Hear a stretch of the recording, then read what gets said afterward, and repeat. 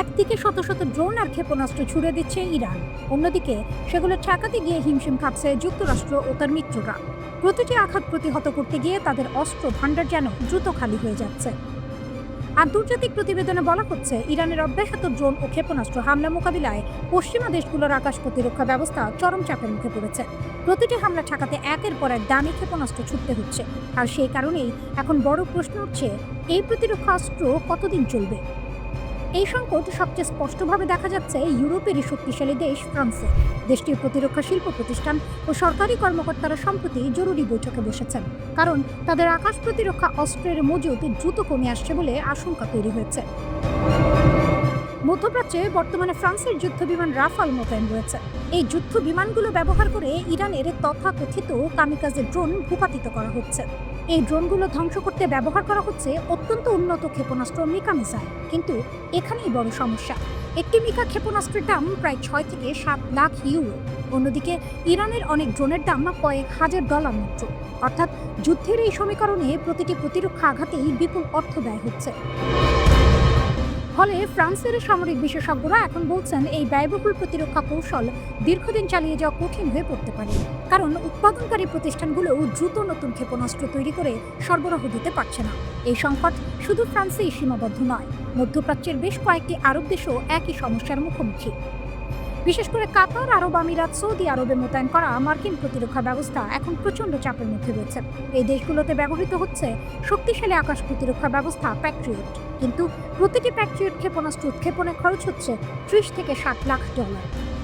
অর্থাৎ সস্তা ড্রোন ঠেকাতে কোটি কোটি ডলারের অস্ত্র ব্যবহার করতে হচ্ছে। যুদ্ধের এই অসম ব্যয়ের কারণে পশ্চিমা দেশগুলোর অস্ত্রাগারে দ্রুত টান পড়ছে। অন্যদিকে যুক্তরাষ্ট্রের প্রেসিডেন্ট ডোনাল্ড ট্রাম্প দাবি করেছেন, যুক্তরাষ্ট্রের কাছে এখনও অফুরন্ত অস্ত্র রয়েছে। তার ভাষায়, প্রয়োজন হলে যুক্তরাষ্ট্র যে কোনো সময় প্রতিরক্ষা জোরদার করতে পারবে। কিন্তু সামরিক বিশ্লেষকদের মতে মাঠের বাস্তবতা এত সহজ নয়। বিভিন্ন সূত্রে বলা হচ্ছে, ইসরায়েলের প্রতিরক্ষা ব্যবস্থাও বড় ধরনের চাপের মুখে পড়েছে। ব্যালিস্টিক ক্ষেপণাস্ত্র ঠেকানোর জন্য ব্যবহৃত ইন্টারসেপ্টর মিসাইলের মজুদ দ্রুত কমে আসছে বলে গুঞ্জন উঠেছে। যদিও ইসরায়েল সরকার আনুষ্ঠানিকভাবে তা অস্বীকার করেছে। এই পরিস্থিতি সামাল দিতে যুক্তরাষ্ট্র এখন নতুন কৌশল নিচ্ছে। বিশ্বের অন্য অঞ্চলে মোতায়েন করা কিছু প্রতিরক্ষা ব্যবস্থা মধ্যপ্রাচ্যে সরিয়ে আনা হচ্ছে। এর মধ্যে রয়েছে অত্যাধুনিক প্রতিরক্ষা ব্যবস্থা থার্ড। জানা গেছে, দক্ষিণ কোরিয়ায় মোতায়েন করা এই ব্যবস্থার একটি বড় অংশ ইতিমধ্যেই মধ্যপ্রাচ্যের দিকে পাঠানো হয়েছে। এদিকে ইরান নিজস্ব শক্তির ওপর ভর করে আরও বড় দাবি করছে। তাদের বক্তব্য অনুযায়ী দেশের বিভিন্ন ভূগর্ভস্থ ঘাঁটি ও সুড়ঙ্গে বিপুল পরিমাণ ড্রোন ও ক্ষেপণাস্ত্র মজুদ রয়েছে। এই অস্ত্র ভাণ্ডারের অনেকটাই এখনও ব্যবহার করা হয়নি বলে দাবি করেছে তেহরান। ফলে যুদ্ধ দীর্ঘ হলে পরিস্থিতি পশ্চিমা দেশগুলোর জন্য আরও কঠিন হয়ে উঠতে পারে।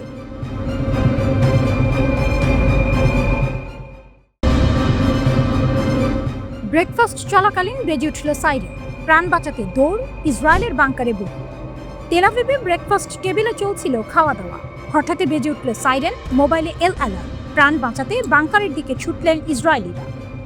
ইরানের Islamic revolutionary guard corps IRGC বলেছে যে তারা উপসাগরীয় এলাকার বিভিন্ন মার্কিন সামরিক স্থাপনায় হামলা চালিয়েছে। একটি বিবৃতিতে IRGC জানিয়েছে, তারা কমপক্ষে 20টি মার্কিন সামরিক লক্ষ্যবস্তুতে বড় ধরনের হামলা করেছে।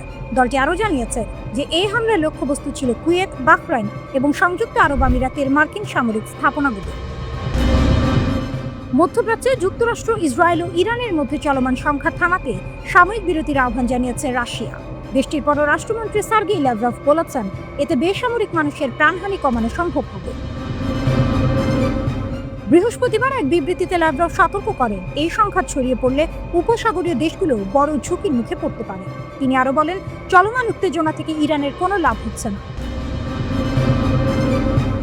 ল্যাভরভ যুক্তরাষ্ট্রের সমালোচনা করে বলেন, ওয়াশিংটন ইরানের সরকারকে ক্ষমতা থেকে সরাতে চাইছে এবং মনে করছে বর্তমান নেতৃত্বের অস্তিত্ব থাকার অধিকার নেই। যুক্তরাষ্ট্র ও ইসরায়েল মিলে ইরানে যে হামলা চালিয়েছে সেটাকে আন্তর্জাতিক আইনের স্পষ্ট লঙ্ঘন হিসেবে মূল্যায়ন করেছে তেহরানের সবচেয়ে শক্তিধর দুই কূটনৈতিক মিত্র চীন ও রাশিয়া।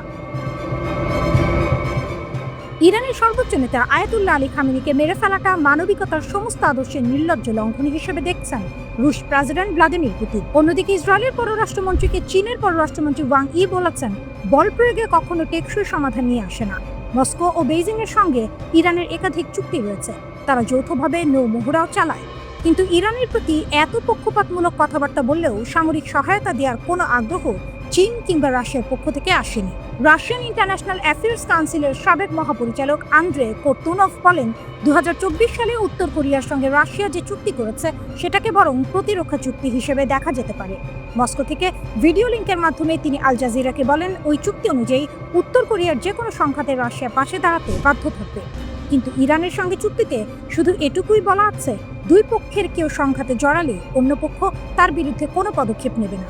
কোর্তুনভ মনে করেন, ইরানের সমর্থনে রাশিয়ার সরাসরি সামরিক পদক্ষেপ নেওয়ার সম্ভাবনা কম, কারণ এতে ঝুঁকি খুব বেশি। জাহাজ ট্র্যাকিং পরিষেবা কেপলারের হিসাব অনুযায়ী ইরানের বার্ষিক অপরিশোধিত তেল রপ্তানির 87.2% যায় চীনে, যা তেহরানের অর্থনীতির জন্য গুরুত্বপূর্ণ। কিন্তু চীনের বিশ্ব বাণিজ্যে তেহরানের অংশ একেবারেই সামান্য।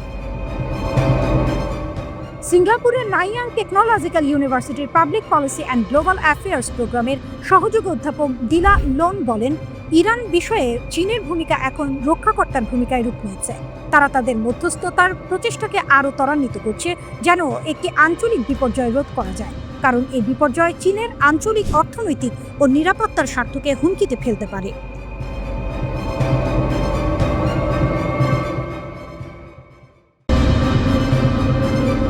বিস্ফোরণের শব্দে কাঁপছে শহর, আতঙ্কে দৌড়াচ্ছে মানুষ। আর ঠিক সেই সময়ে নতুন এক দৃশ্য দেখা গেল। ইরানের পাশে এসে দাঁড়ালো রাশিয়া। রুশ প্রেসিডেন্ট ভ্লাদিমির পুতিন সরাসরি মানবিক সহায়তা পাঠানোর নির্দেশ দিয়েছেন। চলমান যুদ্ধের ভয়াবহ পরিস্থিতিতে ইরানকে সাহায্য করা প্রথম দেশ হিসেবে সামনে এলো রাশিয়া। ক্রেমলিনের নির্দেশে একটি বিশেষ রুশ পরিবহন বিমান 13 টন জরুরি চিকিৎসা সরঞ্জাম ও ওষুধ নিয়ে ইতিমধ্যে গন্তব্যে পৌঁছেছে। এই সহায়তার লক্ষ্য একটাই, যুদ্ধের মধ্যে সংকটে পড়া ইরানের হাসপাতালগুলোকে কিছুটা স্বস্তি দেয়া। কয়েক সপ্তাহ ধরে টানা বোমা হামলায় ইরানের অনেক শহরে হাসপাতালগুলো প্রায় ভেঙে পড়ার মতো অবস্থায় পৌঁছেছে। আহত মানুষের সংখ্যা দ্রুত বাড়ছে, কিন্তু চিকিৎসা সরঞ্জাম কমে যাচ্ছে। সেই কঠিন সময়েই রাশিয়ার এই সহায়তা যেন জরুরি এক জীবনরেখা হয়ে উঠেছে। রুশ জরুরি বিষয়ক মন্ত্রণালয় জানিয়েছে, তাদের একটি বিশেষ I-76 পরিবহন বিমান এই ত্রাণ বহন করে নিয়ে যায়। বিমানটি প্রথমে অবতরণ করে আজারবাইজানে, এরপর সেখান থেকে সড়ক পথে চিকিৎসা সরঞ্জামগুলো ইরানে পৌঁছে দেওয়া হয়। এইসব সরঞ্জাম গ্রহণ করে ইরানের ত্রাণ সংস্থা ইরানি রেড ক্রিসেন্ট সোসাইটি। রুশ পররাষ্ট্র মন্ত্রণালয় জানায়, তেহরানের পক্ষ থেকে আসা বিশেষ অনুরোধের পরই এই সহায়তা পাঠানো হয়েছে। টানা বোমাবর্ষণে বহু বেসামরিক মানুষ হতাহত হয়েছেন, ফলে দেশের চিকিৎসা ব্যবস্থা তীব্র চাপের মুখে পড়েছে। এই সংঘাত শুরু হয়েছিল গত 28 ফেব্রুয়ারি। তারপর থেকেই পরিস্থিতি দ্রুত বদলাতে শুরু করে। যুদ্ধের শুরুতেই ইরানের সর্বোচ্চ নেতা আয়াতুল্লাহ আলী খামেনি নিহত হন বলে খবর এসেছে।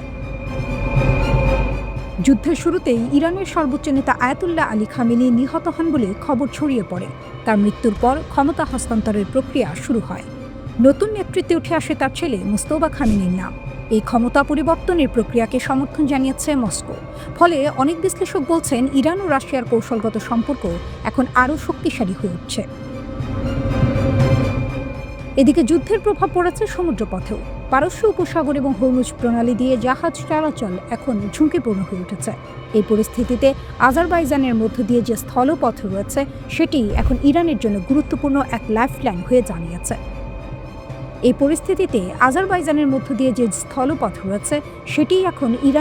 গুরুত্বপূর্ণ এক লাইফলাইন হয়ে দাঁড়িয়েছে। কিন্তু যুদ্ধের উত্তাপ এখানেই থেমে নেই। এবার নতুন এক হুমকি শোনা গেল তেহরান থেকে। ইরান ঘোষণা দিয়েছে, প্রয়োজনে তারা ইউক্রেনেও হামলা চালাতে পারে। ইরানের পার্লামেন্টের জাতীয় নিরাপত্তা কমিশনের প্রধান ইব্রাহিম আজিজি সামাজিক যোগাযোগ মাধ্যমে এক বার্তায় এই হুঁশিয়ারি দিয়েছেন। তার দাবি, ইসরায়েলকে ড্রোন ও বিমান প্রতিরক্ষা সরঞ্জাম দিয়ে সহায়তা করছে ইউক্রেন, আর এর মাধ্যমে কিয়েভ কার্যত ইরানের বিরুদ্ধে চলমান যুদ্ধে জড়িয়ে পড়েছে।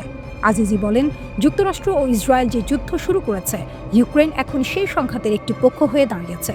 তাই আত্মরক্ষার অধিকার ব্যবহার করে ইরান ইউক্রেনের যে কোনো স্থানে আঘাত হানতে পারে। তিনি জাতিসংঘ সনদের 51 নম্বর অনুচ্ছেদের কথা উল্লেখ করেন, যেখানে আত্মরক্ষার অধিকার স্বীকৃত। এদিকে ইউক্রেনের প্রেসিডেন্ট ভলোদিমির জেলেনস্কি মধ্যপ্রাচ্যের পরিস্থিতি নিয়ে সক্রিয় ভূমিকা দেখাচ্ছেন।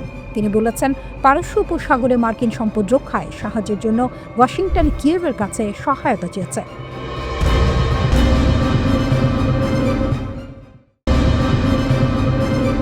ইরাকের আকাশসীমায় যুক্তরাষ্ট্রের একটি KC-135 রিফুয়েলিং সামরিক উড়োজাহাজ বিধ্বস্ত হয়েছে। এ ঘটনার পর উদ্ধার কাজ শুরু করেছে মার্কিন সামরিক বাহিনীর সেন্ট্রাল কমান্ড সেন্টকম। এক বিবৃতিতে সেন্টকম এই কথা জানিয়েছে। বিবৃতিতে বলা হয়, ইউএস সেন্ট্রাল কমান্ড একটি মার্কিন KC-135 রিফুয়েলিং উড়োজাহাজ বিধ্বস্ত হওয়ার বিষয়ে অবগত। অপারেশন এপিক ফিউরি চলাকালীন বন্ধুত্বপূর্ণ আকাশসীমায় এই ঘটনা ঘটে এবং বর্তমানে উদ্ধার তৎপরতা অব্যাহত রয়েছে। এই ঘটনায় 2টি উড়োজাহাজ যুক্ত ছিল। এর মধ্যে একটি বিমান পশ্চিম ইরাকে বিধ্বস্ত হয় এবং দ্বিতীয়টি নিরাপদে অবতরণ করেছে। ইরান দাবি করেছে তারা ড্রোন ব্যবহার করে ইসরায়েলের গুরুত্বপূর্ণ গোয়েন্দা ও সামরিক স্থাপনাগুলোতে হামলা চালিয়েছে। ইরানের রাষ্ট্রীয় গণমাধ্যমের তথ্য অনুযায়ী এই হামলার লক্ষ্য ছিল তেল আবিবে অবস্থিত ইসরায়েলের গোয়েন্দা সংস্থা শিন বেতের সদর দপ্তর এবং 2টি গুরুত্বপূর্ণ বিমান ঘাঁটি। এই বিমান ঘাঁটির একটি হল ভূমধ্য সাগরের উপকূলের কাছে ইয়াভানার কাছে অবস্থিত পালমাহিম বিমান ঘাঁটি, অন্যটি দক্ষিণ ইসরায়েলের ওভদা বিমান ঘাঁটি। তবে ইরান এখনও তাদের এই হামলার কোনো প্রমাণ প্রকাশ করেনি। তেহরান বলছে এই ড্রোন হামলা ইসরায়েল ও যুক্তরাষ্ট্রের সঙ্গে চলমান যুদ্ধের অংশ হিসেবেই চালানো হয়েছে, অর্থাৎ সংঘাত এখন আর থামার কোনো লক্ষণ দেখাচ্ছে না। এই উত্তেজনার মধ্যেই আরেকটি ঘটনা সামনে এসেছে। লেবাননের শক্তিশালী গোষ্ঠী হিজবুল্লাহ দাবি করেছে তারা ইসরায়েলের রামলা শহরে অবস্থিত হোম ফ্রন্ট কমান্ড সদর দপ্তরে হামলা চালিয়েছে। এই ঘাঁটিটি রেকাফাম বেস নামেও পরিচিত। আরেকটি ক্ষেপণাস্ত্র ছোড়া হয় বেইত শেমেশের কাছে আইলা ভ্যালিতে থাকা একটি স্যাটেলাইট যোগাযোগ কেন্দ্রে। ইসরায়েলি উদ্ধারকারী সংস্থার তথ্য অনুযায়ী একটি ক্ষেপণাস্ত্র রামলা শহরে আঘাত করে একটি ডে কেয়ার কেন্দ্রের ক্ষতি করেছে। এতে অন্তত 14 জন হালকা আহত হয়েছে। আরেকটি ক্ষেপণাস্ত্র সরাসরি আঘাত করে আইলা ভ্যালির স্যাটেলাইট যোগাযোগ কেন্দ্র। এতে অবকাঠামোর বড় ধরনের ক্ষতি হয়েছে এবং আরও 2 জন আহত হয়েছে। তবে ইসরায়েলের স্বাস্থ্য মন্ত্রণালয়ের তথ্য অনুযায়ী গত 24 ঘন্টায় সারা দেশে মোট 179 জন আহত হয়েছে। তাদের বেশিরভাগের আঘাত গুরুতর নয়। এই নতুন আহতদের যোগ হওয়ায় যুদ্ধ শুরু হওয়ার পর থেকে ইসরায়েলে মোট আহতের সংখ্যা দাঁড়িয়েছে 2745 জনে।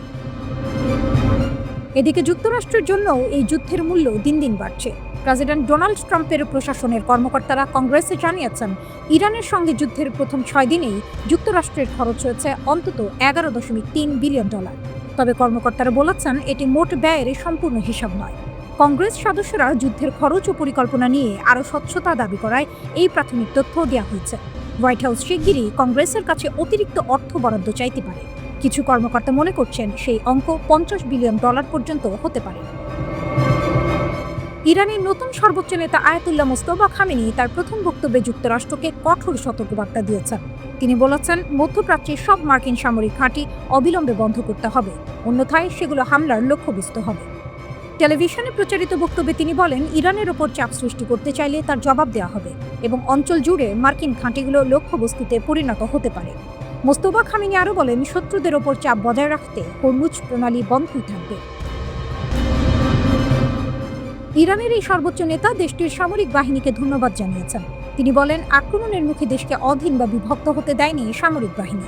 তিনি বলেন আমাদের দেশ যখন চাপ ও হামলার মুখে তখন সাহসী যোদ্ধারা যে গুরুত্বপূর্ণ দায়িত্ব পালন করেছেন সেজন্য আমি তাদের ধন্যবাদ জানাই।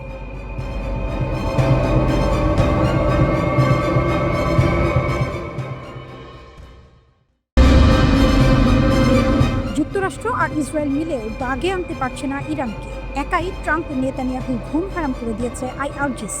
ড্রোনের গর্জন, ক্ষেপণাস্ত্রের ছায়া আর উত্তপ্ত তেলের বাজার সব মিলিয়ে এক অস্থির সময় পার করছে যুক্তরাষ্ট্র।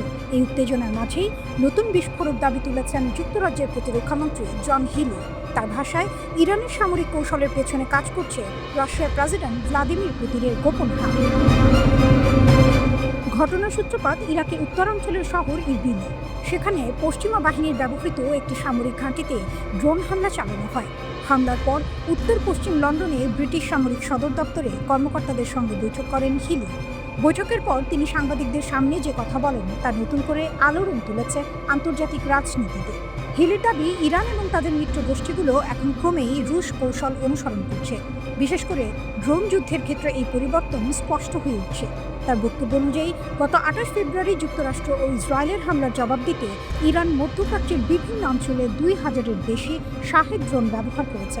এই ড্রোনই ইউক্রেন যুদ্ধে রাশিয়া ব্যাপকভাবে ব্যবহার করছে। ব্রিটিশ জয়েন্ট অপারেশনসের প্রধান লেফটেন্যান্ট জেনারেল নিক পেরি জানান রাশিয়া হয়তো সরাসরি যুদ্ধে নেই, কিন্তু কৌশলগত পরামর্শ দিয়ে ইরানকে সহায়তা করছে।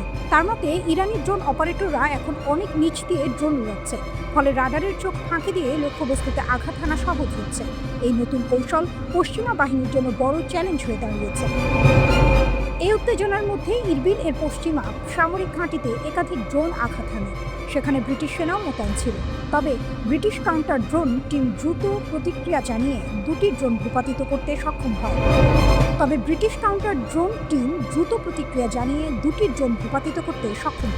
কোনো ব্রিটিশ সেনা হতাহতের খবর পাওয়া যায়নি, কিন্তু ঘটনাটি পশ্চিমা সামরিক মহলে নতুন করে উদ্বেগ তৈরি করেছে। ব্রিটিশ প্রতিরক্ষামন্ত্রী জন হিলি বলেন, পুতিনের গোপন হাত যে এই কৌশলের পেছনে থাকতে পারে তাতে অবাক হওয়ার কিছু নেই। তার যুদ্ধের কারণে তেলের দাম যত বাড়ছে ততই লাভবান হচ্ছে রাশিয়া। সেই অতিরিক্ত অর্থই ইউক্রেন যুদ্ধে মস্কোর জন্য বড় অর্থের উৎস হয়ে উঠছে। অন্যদিকে তেহরানও কঠোর অবস্থান বজায় রেখেছে। ইরানের নতুন সর্বোচ্চ নেতা মোস্তফা খামেনির পক্ষ থেকে প্রকাশিত এক বিবৃতিতে বলা হয়েছে, মধ্যপ্রাচ্যীয় মার্কিন ঘাঁটিগুলোর উপর হামলা চলতেই থাকবে। পাশাপাশি কৌশলগতভাবে গুরুত্বপূর্ণ হরমুজ প্রণালী বন্ধ রাখার কথাও উল্লেখ করা হয়েছে। এই প্রণালী দিয়ে বিশ্বের প্রায় 20% তেল পরিবাহিত হয়, ফলে এখানকার উত্তেজনা সরাসরি প্রভাব ফেলছে বৈশ্বিক জ্বালানি বাজারে। ইতিমধ্যেই তেলের দাম ব্যারেল প্রতি $100 ছাড়িয়েছে। এদিকে যুক্তরাষ্ট্রের প্রেসিডেন্ট ডোনাল্ড ট্রাম্প বিষয়টি নিয়ে ভিন্ন সুরে কথা বলেছেন। তার সামাজিক যোগাযোগ মাধ্যম ট্রুথ সোশ্যালে দেওয়া এক পোস্টে তিনি লিখেছেন, যুক্তরাষ্ট্র বিশ্বের সবচেয়ে বড় তেল উৎপাদক হওয়ায় এই উচ্চ মূল্য থেকে দেশটি বিপুল অর্থ আয় করছে। এই মন্তব্যের জবাব দিয়েছেন ইরানের সুপ্রিম ন্যাশনাল সিকিউরিটি কাউন্সিলের সচিব আলী লারিজানি। তিনি কড়া ভাষায় বলেন, যুদ্ধ শুরু করা সহজ, কিন্তু কয়েকটি টুইট দিয়ে জেতা যায় না। আপনার এই ভুল হিসাবের জন্য অনুতপ্ত না হওয়া পর্যন্ত আমরা থামব না।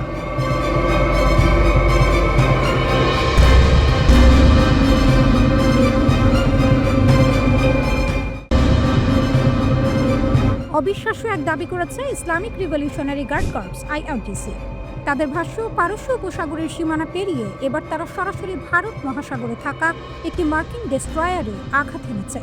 IRGC জানিয়েছে, এ হামলায় ব্যবহার করা হয়েছে দুটি শক্তিশালী অস্ত্র। একটি হল গাদার 380 ব্যালিস্টিক ক্ষেপণাস্ত্র, অন্যটি তালাইয়ে ক্রুজ মিসাইল। গাদার 380 একটি মাঝারি পাল্লার ব্যালিস্টিক মিসাইল। এর সর্বোচ্চ পাল্লা প্রায় 2000 কিলোমিটার, অর্থাৎ এটি দূরবর্তী লক্ষ্যবস্তুতে আঘাত হানতে সক্ষম। অন্যদিকে তালাইয়ে ক্রুজ মিসাইলের পাল্লা প্রায় 1000 কিলোমিটার। সবচেয়ে ভয়ঙ্কর বিষয়, এটি মাঝপথেই নিজের লক্ষ্য পরিবর্তন করতে পারে। মানে শত্রু যদি ভাবেও যে আক্রমণ এড়িয়ে গেছে, তবুও শেষ মুহূর্তে সেটি ফিরে আসতে পারে। সামরিক বিশ্লেষকদের মতে এই হামলার আসল গুরুত্ব অন্য জায়গায়।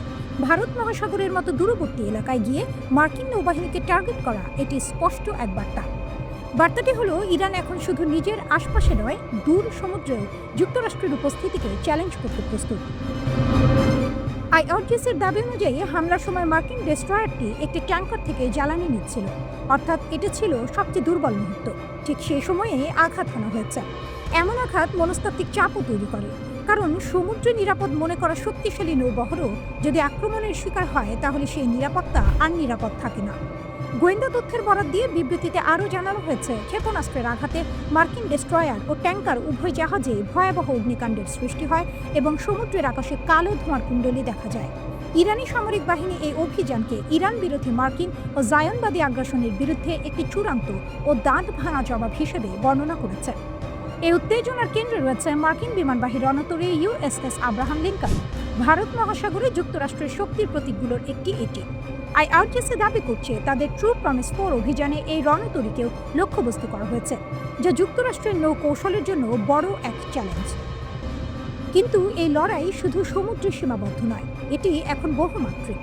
ইসরায়েলের ভেতরে হামলা, কাতার, সংযুক্ত আরব আমিরাত, কুয়েত ও সৌদি আরবে মার্কিন স্বার্থে আঘাত, সব মিলিয়ে যুদ্ধ এখন ছড়িয়ে পড়েছে আকাশ, স্থল ও সমুদ্রে। ইরান যদি দীর্ঘ সময় ধরে এই সক্ষমতা ধরে রাখতে পারে, তাহলে এটি শুধু সামরিক নয়, অর্থনৈতিক ভারসাম্য বদলে দিতে পারে। বিশ্লেষকদের মতে ইরানের কৌশল এখন 3 স্তরে কাজ করছে। প্রথমত, মিসাইল ও ড্রোন দিয়ে সরাসরি আঘাত। দ্বিতীয়ত, মার্কিন মিত্র দেশগুলোর ওপর চাপ তৈরি। তৃতীয়ত, দীর্ঘমেয়াদী যুদ্ধ চালিয়ে যাওয়ার সক্ষমতা দেখানো।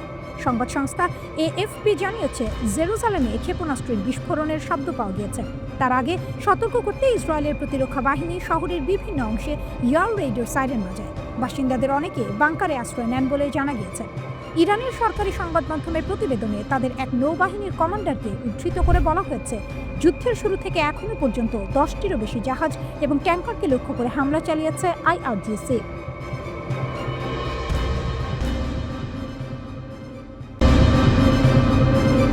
আগে ইরান অনেক সময় হামলার আগে সতর্কবার্তা দিত, কখনো শুধু প্রতীকী বা সম্মান রক্ষার জন্য ছোট হামলা চালাতো, কিন্তু এবার সেই ধারা বদলে গেছে।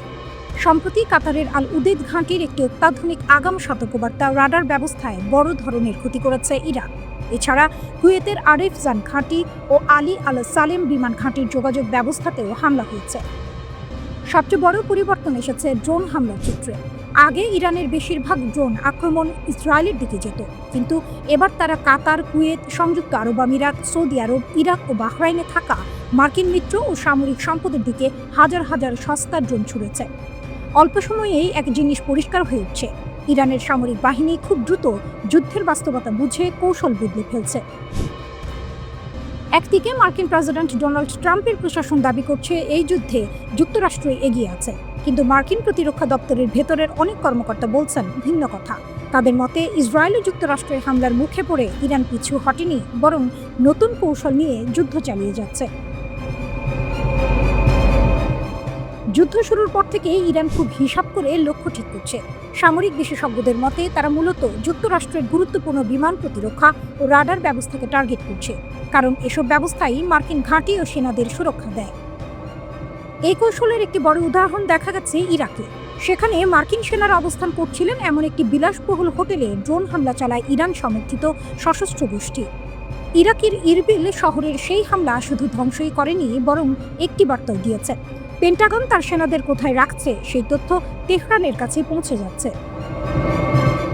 3 জন মার্কিন কর্মকর্তা বলেছেন, ইরান হয়তো বুঝে গেছে যে সরাসরি শক্তির লড়াইয়ে যুক্তরাষ্ট্র ও ইসরায়েলের সঙ্গে সমান হওয়া কঠিন, কিন্তু তারা মনে করছে এই বিশাল সামরিক চাপের মধ্যেও যদি টিকে থাকা যায়, সেটাই রাজনৈতিকভাবে বড় বিজয় হয়ে উঠবে। তাই এখন ইরান সরাসরি শক্তি দেখানোর বদলে প্রতিপক্ষের দুর্বল জায়গায় আঘাত করছে। বিশেষ করে সেই সব ইন্টারসেপ্টর ক্ষেপণাস্ত্র ও বিমান প্রতিরক্ষা ব্যবস্থায় হামলা চালানো হচ্ছে, যেগুলো এই অঞ্চলে মার্কিন সেনা ও সামরিক সম্পদ রক্ষায় ব্যবহার করা হয়। গত বছরের জুনে 12 দিনের সংঘাতে যুক্তরাষ্ট্র ও ইসরায়েলের বিমান প্রতিরক্ষা ভাণ্ডারে বড় চাপ তৈরি হয়েছিল। একটি প্রতিবেদনে বলা হয়, সেই সময় যুক্তরাষ্ট্র তাদের মোট থার্ড ইন্টারসেপ্টর ক্ষেপণাস্ত্রের প্রায় 20 থেকে 50% ব্যবহার করে ফেলেছিল। যদি এবার যুক্তরাষ্ট্রের মজুদ কমে যায়, তাহলে ইরান হয়তো আরও উন্নত ক্ষেপণাস্ত্র ব্যবহার করতে পারে। মার্কিন সামরিক নেতৃত্ব বিষয়টি স্বীকার করেছে।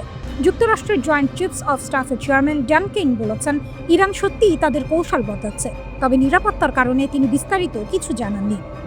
মার্কিন প্রতিরক্ষামন্ত্রী পিট হেগসেথ স্বীকার করেছেন, ইরানের এমন তীব্র প্রতিক্রিয়া তারা আগে ভাবেনি। পেন্টাগনের ভেতরে উদ্বেগ রয়ে গেছে, কারণ তারা এখনও নিশ্চিত নয় ইরানের সব ক্ষেপণাস্ত্র উৎক্ষেপণ কেন্দ্র কোথায় আছে। অনেক বিশেষজ্ঞের আশঙ্কা, ইরান হয়তো তাদের সবচেয়ে উন্নত ও হাইপারসনিক ক্ষেপণাস্ত্র এখনও ব্যবহারই করেনি। সবচেয়ে বিস্ময়কর বিষয় হলো, যুদ্ধের শুরুতেই দেশের সর্বোচ্চ নেতা নিহত হওয়ার খবর ছড়ালেও ইরান ভেঙে পড়েনি।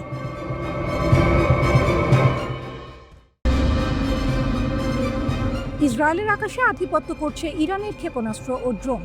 একজন ইরানি কমান্ডার বলেছেন, ইরানের ক্ষেপণাস্ত্র ও ড্রোন এখন শক্তভাবে ইসরায়েল অধিকৃত অঞ্চলের আকাশে আধিপত্য বিস্তার করেছে।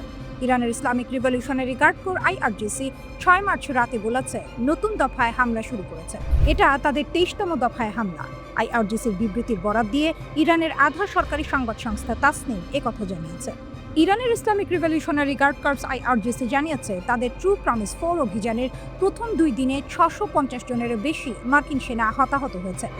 আইআরজিসি মুখপাত্র ব্রিগেডিয়ার জেনারেল আলী মোহাম্মদ নাইনি বলেন, বাহরাইনের মার্কিন নৌ সম্পদ এবং সামরিক সদর দপ্তরে ক্ষেপণাস্ত্র ও ড্রোন হামলার ফলে রণতরী ইউএসএস আব্রাহাম লিঙ্কন পিছু হটতে বাধ্য হয়। জেনারেল নাইনি আরও নিশ্চিত করেন, ইরানি বাহিনী পারস্য উপসাগরীয় অঞ্চলে মার্কিন সামরিক স্থাপনায় ব্যাপক ক্ষতি করেছে।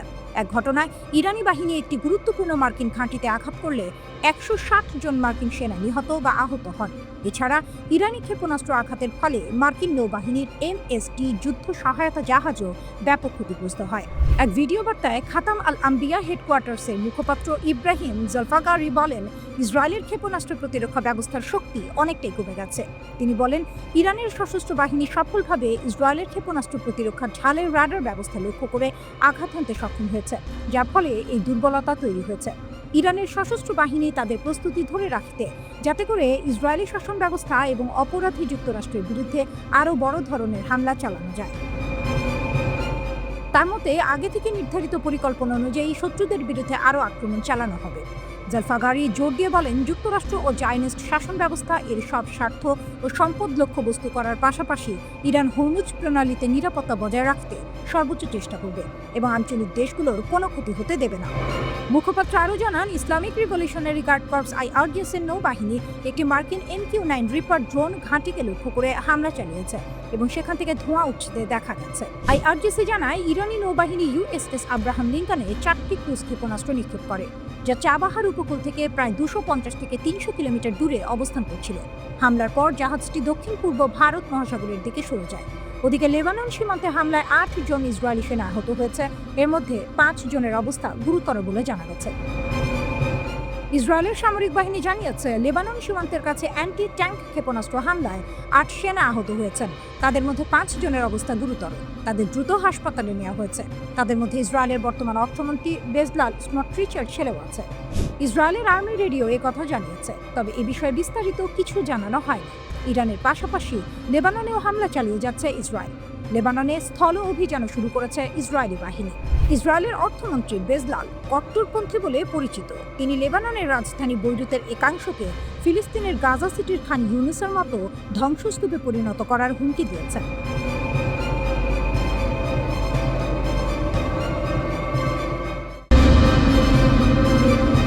ইরানের হয়ে লড়ছে ইরাকের সশস্ত্র গোষ্ঠী, যুদ্ধে বাড়ছে নতুন উত্তেজনা। মধ্যপ্রাচ্যের চলমান সংঘাতে নতুন মাত্রা যোগ করেছে ইরাকের সশস্ত্র গোষ্ঠীগুলো। তেহরানের বিরুদ্ধে যুক্তরাষ্ট্র ও ইসরায়েলের যৌথ সামরিক অভিযানের জবাবে এখন ইরানের পক্ষ নিয়ে মধ্যপ্রাচ্যের বিভিন্ন জায়গায় হামলা জোরদার করছে এসব গোষ্ঠী। বিশ্লেষকদের মতে নতুন নতুন সশস্ত্র গোষ্ঠী যুদ্ধে জড়িয়ে পড়ায় পরিস্থিতি আরও জটিল হয়ে উঠছে এবং সহিংসতা দ্রুত ছড়িয়ে পড়ার আশঙ্কা বাড়ছে। এখন যুক্তরাষ্ট্র ও ইসরায়েলের প্রধান লক্ষ্য হয়ে উঠেছে ইরানের মিত্র সশস্ত্র গোষ্ঠীগুলোর নিকট। আর এই গোপন সংঘর্ষের একটি গুরুত্বপূর্ণ ক্ষেত্র হিসেবে উঠে এসেছে ইরাক থেকে একের পর এক হামলা। গত 28 ফেব্রুয়ারি যুদ্ধ শুরুর পর থেকেই ইরাকের বিভিন্ন সশস্ত্র গোষ্ঠী একের পর এক হামলা চালাচ্ছে। তারা ইসরায়েল, জর্ডান এবং ইরাকের ভেতরে থাকা মার্কিন ঘাঁটিগুলোকে লক্ষ্য করে কয়েক ডজন হামলা চালিয়েছে। শুধু তাই নয়, সাম্প্রতিক সময়ে উত্তর ইরাকের কুর্দি অধ্যুষিত স্বায়ত্তশাসিত অঞ্চলেও হামলা চালানো হয়েছে। সেখানে ইরান বিরোধী কুর্দি গোষ্ঠীগুলোর অবকাঠামোকে লক্ষ্য করে আঘাত হানা হয়েছে। বিশ্লেষক এবং আঞ্চলিক গোয়েন্দা সংস্থার সাবেক কর্মকর্তারা বলছেন, এই পরিস্থিতি মোকাবিলায় ইসরায়েল ও যুক্তরাষ্ট্র এখন ইরাকে থাকা ইরানপন্থী গোষ্ঠীগুলোর শক্তি কমানোর চেষ্টা করছে। এজন্য তারা বিমান হামলার পাশাপাশি স্থলপথে বিশেষ বাহিনীর অভিযানও চালাচ্ছে। পুরনো ছায়াযুদ্ধ আবার সামনে। 2003 সালে যুক্তরাষ্ট্রের নেতৃত্বে ইরাকি আগ্রাসনের পর থেকেই দেশটি এক ধরনের ছায়াযুদ্ধের মাঠে পরিণত হয়। সেখানে যুক্তরাষ্ট্র, তার মিত্ররা এবং ইরান নিজেদের প্রভাব বিস্তারের জন্য বিভিন্ন গোষ্ঠীকে ব্যবহার করে এসেছে। ইরাকের এসব সশস্ত্র গোষ্ঠীর বেশিরভাগ সদস্য আসে দেশটির সংখ্যাগরিষ্ঠ শিয়া সম্প্রদায় থেকে। তারা সাধারণত ইরানের শক্তিশালী সামরিক বাহিনী Islamic revolutionary guard corps IRGC এর ঊর্ধ্বতন কর্মকর্তাদের নির্দেশ মেনে চলে। এরই মধ্যে উত্তর ইরাকের এরবিল বিমানবন্দরে থাকা মার্কিন ঘাঁটিতে হামলার দায় স্বীকার করেছে ইরান সমর্থিত কয়েকটি গোষ্ঠী। অন্যদিকে জর্ডানের বিভিন্ন লক্ষ্যবস্তুতে ইরানের পশ্চিমাঞ্চলীয় মরুভূমি থেকে ড্রোন ও ক্ষেপণাস্ত্র ছোড়া হয়েছে। একই সময়ে দক্ষিণাঞ্চলের গোষ্ঠীগুলো কুয়েতের দিকে একটি ক্ষেপণাস্ত্র নিক্ষেপ করেছে। এসব সশস্ত্র গোষ্ঠী একটি যৌথ বিবৃতি দিয়ে ইউরোপীয় দেশগুলোকে সতর্ক করেছে। তারা বলেছে, ইউরোপ যদি এই যুদ্ধে জড়িয়ে পড়ে তাহলে ইরাক ও ওই অঞ্চলে থাকা ইউরোপীয় সেনা ও ঘাঁটিগুলো হামলার লক্ষ্যবস্তু হবে। 4 মার্চ সন্ধ্যায় ইসরায়েলি সামরিক বাহিনীর এক মুখপাত্র নিশ্চিত করেছেন, ইরাক থেকে ইসরায়েলকে লক্ষ্য করে ড্রোন ছোড়া হয়েছে। নিউ ইয়র্ক ভিত্তিক পরামর্শক প্রতিষ্ঠান হরিজন এঙ্গেজ এর ইরাক বিশেষজ্ঞ মাইকেল নাইটস বলেন, ইরান সমর্থিত ইরাকি গোষ্ঠীগুলো এখন দেখছে তারা কিভাবে এই যুদ্ধে নিজেদের ভূমিকা জোরালো করতে পারে এবং কিভাবে তারা খামেনিকে হত্যার প্রতিক্রিয়া জানাবে। ইরান কয়েক দশক ধরে নিজেদের নিরাপত্তা নিশ্চিত করতে এবং অঞ্চলে প্রভাব বাড়াতে ভারত মহাসাগর থেকে ভূমধ্য সাগর পর্যন্ত বিস্তৃত সশস্ত্র গোষ্ঠীগুলোর একটি জোট গড়ে তুলেছে। ফিলিস্তিনি গোষ্ঠী হামাস এবং ইয়েমেনের হুথি উভয়ের সঙ্গেই ইরানের ঘনিষ্ঠ সম্পর্ক রয়েছে, তবে তারা এখন পর্যন্ত বর্তমান সংঘাত থেকে অনেকটাই দূরে রয়েছে। তবে কি হুথিদের রিজার্ভে রাখছে ইরান? ইরানের মিত্র গোষ্ঠীগুলো নিয়ে কাজ করা যুক্তরাষ্ট্র ভিত্তিক বিশ্লেষক ফিলিপ স্মিথ বলেন, তেহরান হয়তো ভবিষ্যতের জন্য হুথিদের রিজার্ভে রেখে দিচ্ছে, তবে ইরানের শাসন ব্যবস্থা যদি দুর্বল হয়ে পড়ে এমন পরিস্থিতির কথা ভেবেও হুথি নেতারা বিকল্প ব্যবস্থা রাখতে পারে।